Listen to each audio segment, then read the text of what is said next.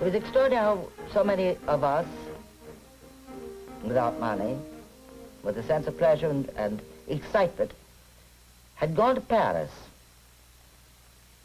We had gone to France, you know, as if we'd come from France. That's not true of most Americans. There's very little French blood here. We're all other things. We'd all turned up in Paris, as if our parents had literally indicated that from infancy for us. There we all were. Not really, you know, 100 francs to share among us. But there's a sense of great excitement in beauty. I think that's why we left. We were all voluntary exiles temporarily. We went willingly and gladly and lived grandly on little money. Wine was so cheap, you know, that it seemed as if you drank it for nothing. Excellent food in small bistros.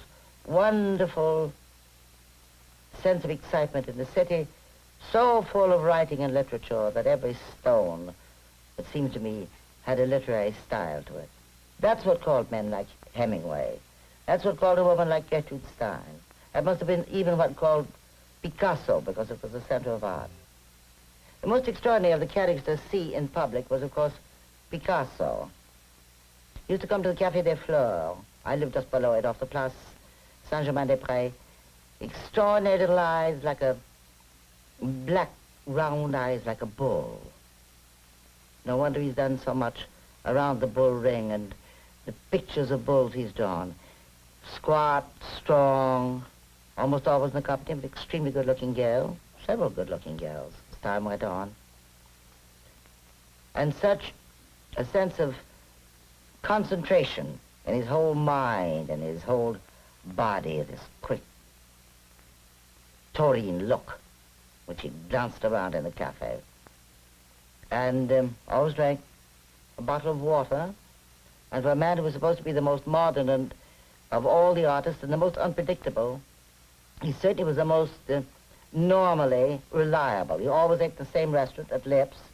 When he went home at night about 11 o'clock, he always walked home the same way down to the quay. I mean, for a mad modernist, you'd have thought he'd chosen a different route once in a while.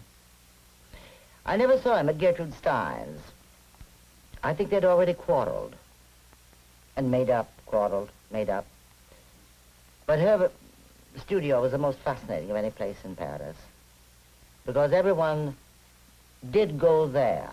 About once a week, she'd have a tea party. There was no alcohol served in Miss Stein's house, except lunch and then very good wine. And there might be all of the people, the young people of consequence and without money.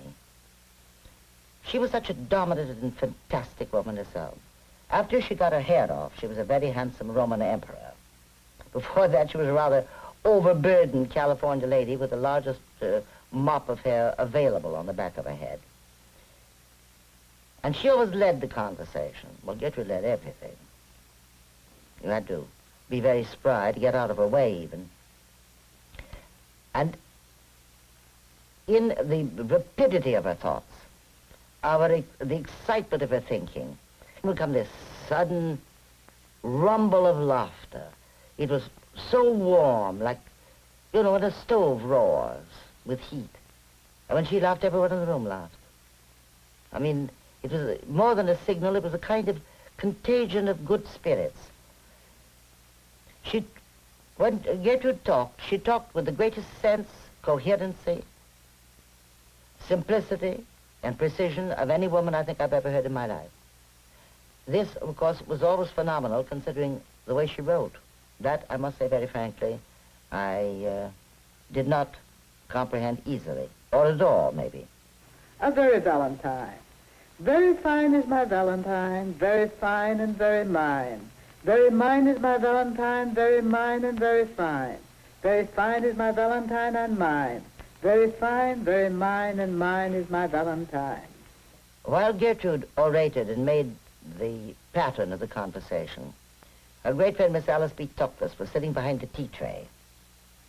It was as if Gertrude were giving the address, and Alice was supplying all of the corrective footnotes.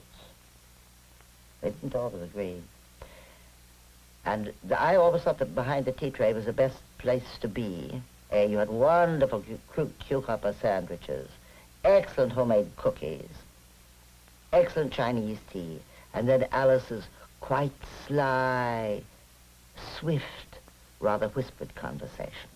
It's extraordinary that from the writings of Miss Stein, not from the singular precision and coherence of her conversation, emerged the style of Ernest Hemingway. No two people could have been more different than they, both in what they had to say about life and the way they wrote it. He and Sherwood Anderson were the two people who were most affected, most influenced by the quietude of her speech, and felt that in the rhythm of her repetitions in her writing, they also arrived at their own style. You may recall how Ernest will repeat a small phrase. It was a nice day. It was a very nice day. It was a nice day for fishing. Well, I suppose that's as close to carrying on Miss Stein's style. She never fished, except at the table, of course.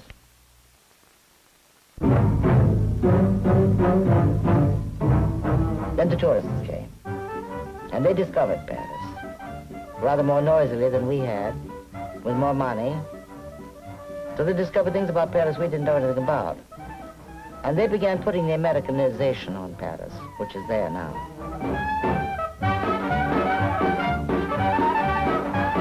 Pretty much of anything went, Fitzgerald writes. By the time Scott Fitzgerald came over there, he was famous, had money, had habits. His outstanding habit at that time was champagne, I might observe. It seems to me, looking back, he was not always as entertaining as he might have been.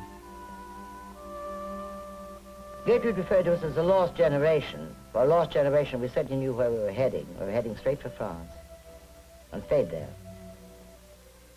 Almost everybody who came over then stayed until about the middle 30s.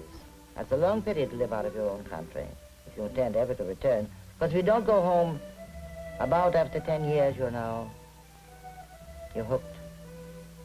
You're in the bird's cage, all right. And you won't go home. You won't want to go home. If you do go home, if you have to go home, you're less happy than you were over there. There's a kind of guilt on the cage of life over there that is entrancing, delightful. There's no sense of captivity.